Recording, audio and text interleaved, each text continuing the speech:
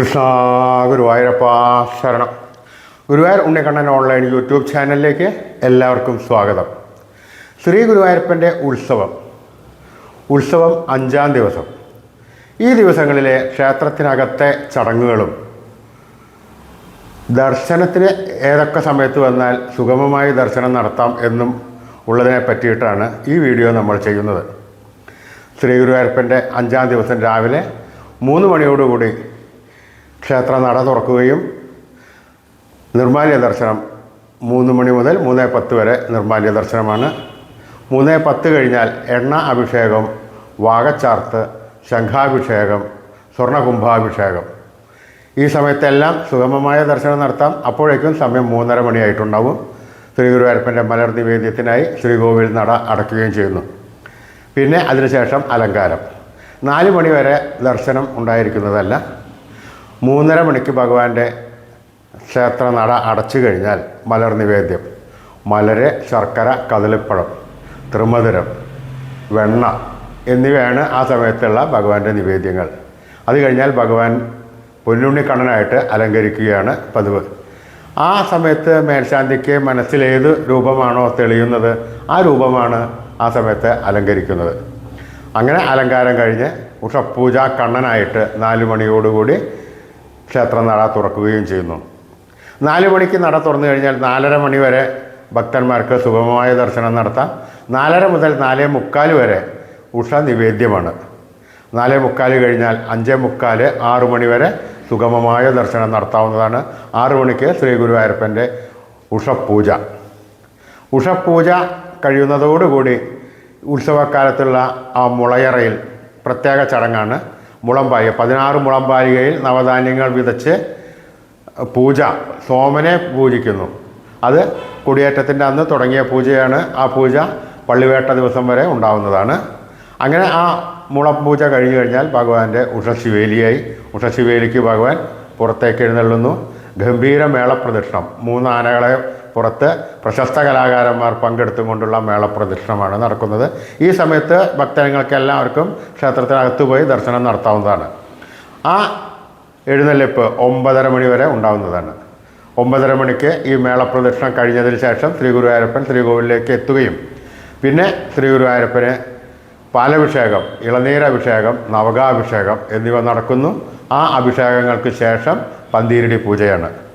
പന്തീരടി പൂജ കഴിഞ്ഞാൽ നട തുറന്നാൽ സുമാർ ഒരു 10:30 മണിയോട് കൂടിയിട്ട് നട തുറക്കും. നട തുറന്നു കഴിഞ്ഞാൽ ശ്രീ ഗുരുവായൂരപ്പൻ്റെ ശ്രീഭൂതബലിയാണ്. ഇത് ഉത്സവക്കാലത്ത് മാത്രമേ ഈ ചടങ്ങുള്ളൂ. ശ്രീഭൂതബലിക്ക് വേണ്ടി പരിവാര ദേവതകൾക്കും ഭൂതഗണങ്ങൾക്കും വേണ്ടി ബലി തൂവാൻ വേണ്ടി ഗുരുവായൂരപ്പൻ്റെ ഓദിക്കൻ തിരുമേനി ഇറങ്ങുകയും ഇത് നേരിട്ട് കാണുവാൻ വേണ്ടി ഭഗവാൻ ഒപ്പം വരികയും ചെയ്യുന്നു. സപ്തമാതൃക്കളുടെ അവിടെ ബലി തൂവാൻ വരുന്ന സമയത്ത് അവിടെ പഴുക്കാമണ്ഡപം ഒരുക്കി വെച്ചിട്ടുണ്ടാവും. പഴുക്കാമണ്ഡപത്തിൽ നെറ്റിപ്പട്ടം, വെൺകൊറ്റക്കുട, വെഞ്ചാമരം, ആലവട്ടം, വീരാളിപ്പട്ട് വിരിച്ചു വെച്ചിട്ടുണ്ടാവും. ആ വീരാളിപ്പട്ടിലാണ് ശ്രീ ഗുരുവായൂരപ്പൻ ഇരിക്കുന്നത്. ഒരു ചക്രവർത്തി ഭാവത്തിലാണ് ആ സമയത്തുള്ള ഇരിപ്പ്. ഈ സമയത്ത് ബലി തൂവുന്നത് കണ്ടു തൊഴുവാനായി ഭക്തജനങ്ങൾക്ക് ദർശനമുണ്ടാവുന്നതാണ്. ഒരു അരമണിക്കൂർ 3/4 മണിക്കൂറോളം ഈ ദർശനം നീണ്ടു നിൽക്കും. ഈ സമയത്തെ സ്വർണ്ണപ്പഴുക്കാമണ്ഡപ ദർശനം അത്യുത്തമമാണ്, ശ്രേയസ്കരമാണ്. ഒരുവിധം എല്ലാ ഭക്തന്മാരും ഇത് ദർശിക്കുവാൻ വേണ്ടി വരുന്നതാണ്. നിങ്ങൾക്കും പറ്റുമെങ്കിൽ ഈ ദർശനം നടത്താവുന്നതാണ്. അതിനുശേഷം ഭഗവാൻ പുറത്തേക്ക് എഴുന്നള്ളുകയും 4 പ്രദക്ഷിണം ശ്രീഭൂതബലി ഉണ്ടാവുകയും ചെയ്യുന്നു. 4 പ്രദക്ഷിണം കഴിഞ്ഞ് ശ്രീ ഗുരുവായൂരപ്പൻ ശ്രീലകത്തേക്ക് എഴുന്നള്ളി അവിടെ ഉച്ചപൂജയുടെ തയ്യാറെടുപ്പായി. ഉച്ചപൂജയ്ക്ക് നവകാഭിഷേകം ഉണ്ട്. നവകാഭിഷേകം കഴിഞ്ഞു കഴിഞ്ഞാൽ ഭഗവാന്റെ ഉച്ചപൂജ ആരംഭിക്കുകയായി. സുമാർ ഒരു 11:45, 12 മണിയോടുകൂടി ഉച്ചപൂജയ്ക്ക് തുടങ്ങിക്കഴിഞ്ഞാൽ ആ സമയത്ത് ഭക്തന്മാർക്ക് ദർശനമുണ്ടാവില്ല. ആ പൂജ കഴിഞ്ഞ് അലങ്കാരം കഴിഞ്ഞ് ഒരു 12:15, 12:30 മാത്രമേ ഭക്തജനങ്ങൾക്ക് ദർശനമുണ്ടാവുള്ളൂ. അന്നത്തെ ആ പൂജ കഴിക്കുന്ന മേൽശാന്തിക്ക് ഓദിക്കന് ആ സമയത്ത് വരുന്ന രൂപമാണ് ഉച്ചപൂജയ്ക്ക് കളഭാലങ്കാരമായി നടത്തുന്നത്. ചെറിയ ഉണ്ണിയായിട്ടായിരിക്കാം, പല അവതാരങ്ങളിലുള്ള രൂപങ്ങളായിട്ടായിരിക്കാം അന്നത്തെ കളഭച്ചാർത്തുണ്ടാവുക. ഈ കളഭച്ചാർത്ത് പിറ്റേ ദിവസം രാവിലെ നിർമ്മാല്യം വരെ ഉണ്ടായിരിക്കുന്നതാണ്. അങ്ങനെ ഒരു മണി 1:30 മണിയോട് കൂടിയിട്ട് തിരക്കുണ്ടെങ്കിൽ 2 മണിയോടുകൂടി ക്ഷേത്രനട അടയ്ക്കുകയും വീണ്ടും ക്ഷേത്രനട 3:30 മണിക്ക് നട തുറക്കുകയും ഭഗവാന്റെ ഉച്ചശിവേലി ആരംഭിക്കുകയും ചെയ്യുന്നു. ഉച്ചശിവേലിക്ക് ഭഗവാൻ പുറത്തേക്ക് എഴുന്നള്ളി ആനപ്പുറത്ത് മേളവാദ്യത്തോടു കൂടിയിട്ടുള്ള എഴുന്നള്ളിപ്പ് ഉണ്ടാവുന്നതാണ്. അത് ഏകദേശം ഒരു 5:30 മണി 6 മണി വരെ ഉണ്ടാകും. ഈ സമയത്തൊക്കെ ഭക്തന്മാർക്ക് സുഗമമായ ദർശനത്തിന് പോകാവുന്നതാണ്. 6:30 മണിക്ക് ഭഗവാന്റെ ദീപാരാധന കഴിയുന്നതോടുകൂടി ആ മണിക്കിണറിനടുത്തുള്ള മുളയറയിൽ മുളം പൂജയെ നടക്കുന്നു.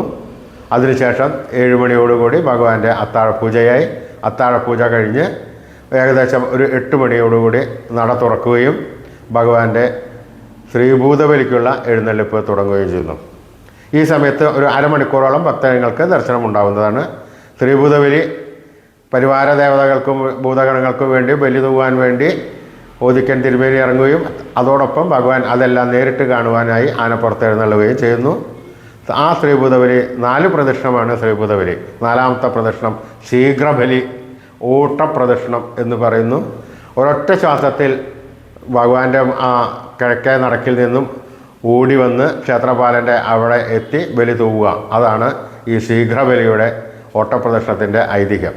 ശ്വാസം വിടാൻ പാടില്ല എന്നാണ്. അപ്പോൾ ഓദിക്കൻ തിരുമേനി ഓടുകയും അതിൻ്റെ ഒപ്പം ആന ഗുരുവായൂരപ്പൻ ഓടി വന്ന് ഇതിൽ സാക്ഷ്യം വഹിക്കുന്നു എന്നാണ്.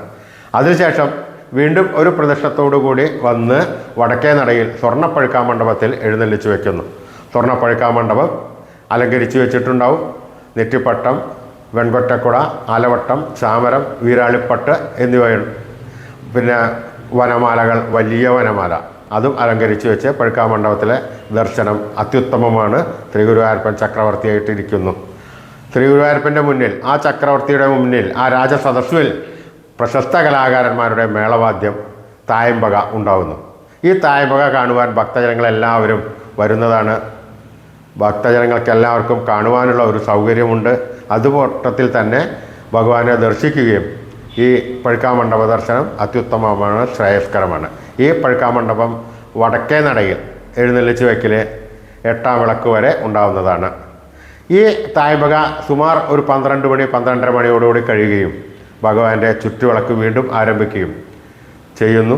അങ്ങനെ ചുറ്റുവിളക്ക് കഴിഞ്ഞ് ഭഗവാൻ ഒരു 1:30 മണിയോടുകൂടി ക്ഷേത്രത്തിനകത്തേക്ക് പ്രവേശിക്കുകയും ഭഗവാനെ അവിടെ വെച്ചതിന് ശേഷം ശ്രീകോവിൽ നട അടയ്ക്കുകയും ചെയ്യുന്നു. ഇങ്ങനെയാണ് 5ാം ദിവസത്തെ ശ്രീ ഗുരുവായൂരപ്പൻ്റെ ക്ഷേത്രത്തിനകത്തെ ചടങ്ങുകൾ. പുറത്ത് 3 ഓഡിറ്റോറിയങ്ങളിലുമായി സ്റ്റേജിൽ വിവിധ കലാപരിപാടികൾ അരങ്ങേറുന്നതാണ്. 8:30 മണി 9 മണിയോടുകൂടി അഗ്രശാലകളിൽ കഞ്ഞിയും പുഴുക്കും വിതരണമുണ്ടാവും. അത് ആയിരങ്ങളാണ് അതിൽ പങ്കെടുക്കുന്നത്. ദേശപകർച്ചയുണ്ടാകും. ഒരുവിധം ദേശത്തുള്ള എല്ലാവരും ഒന്നും കഴിക്കാതെ ഇരിക്കരുത്, പട്ടിണി കിടക്കരുത് എന്നുള്ള സങ്കല്പത്തിലൊക്കെയാണ് ഇത് നടക്കുന്നത്. അപ്പോൾ എല്ലാവരും ഈ ഭഗവാന്റെ ഉത്സവക്കാലത്ത് ക്ഷേത്രത്തിൽ വരികയും ക്ഷേത്ര ദർശനം നടത്തുകയും ഭഗവാന്റെ കഞ്ഞിയും പുഴുക്കും സദ്യ പങ്കെടുക്കുകയും ചെയ്യുക. ശ്രീ ഗുരുവായൂരപ്പൻ്റെ അനുഗ്രഹം നേടുകയും ചെയ്യുക. ഹരേ ഗുരുവായൂരപ്പ ശരണം.